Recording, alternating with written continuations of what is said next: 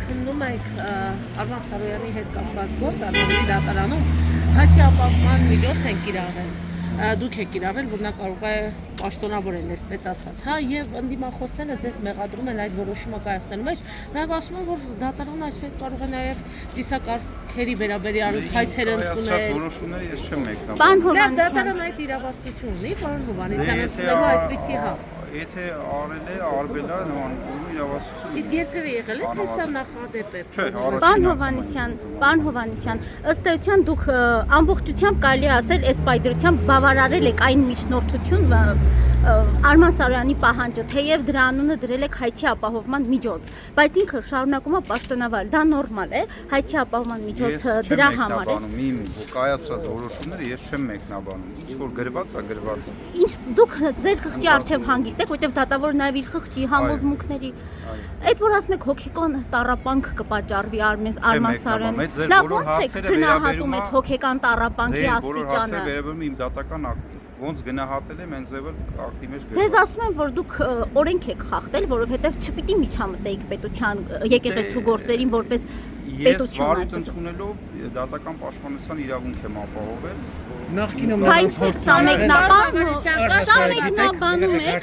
սա մեկնաբանում եք, մյուս հարցերը չեք մեկնաբանում։ Այդ ասում եք դատական պաշտպանության իրավունքն եմ ներկայացուցիչ ապահովել։ դուք ակտից եք հարցեր տալիս, ես էլ պատասխանում եմ։ Ընդունելն ինքնին նաև ձեր գործողությունների մեջ է մտնում, չէ՞։ Վարույթ ընդունելը, չընդունելը։ Ընդունելը։ Սահմանադրության խախտում տեսնում եք նրանում, որ Հայաստանի իշխանությունները միջամտում են եկեղեցու գործերին։ Սա ես չեմ կարող այդ հարցին Պարոն Հովհաննիսյան, Արթուր Աթաբեկյանը ձեր մտերիմ ընկերն է, ԲԴԽ նախագահ, որը կապեր ունի վարչապետ Նիկոլ Փաշինյանի հետ։ Նիկոլ Փաշինյանը պահանջում է կաթողիկոսի հրաժարականը տարբեր միջոցներով, հոգևորականների։ Ես ոչ մի կապ չունի, այսինքն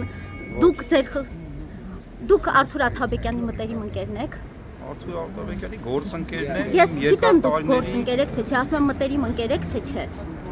Ես ես այլ ընկերներ ենք, գործընկերներ ենք, երկար տարիներ միասին աշխատում ենք։ Եվ այն, որ Արթուր Աթաբեկյանը վարչապետ Նիկոլ Փաշինյանի հետ կապեր ունի, Նիկոլ չունի։ Դուք նախադեպ եք ստեղծել նաև այլ նախադեպ չէ իրավական առումով, բայց ձեր որոշումը դարձել է պատճառ, որ այլ դատավորներ էլ ձեր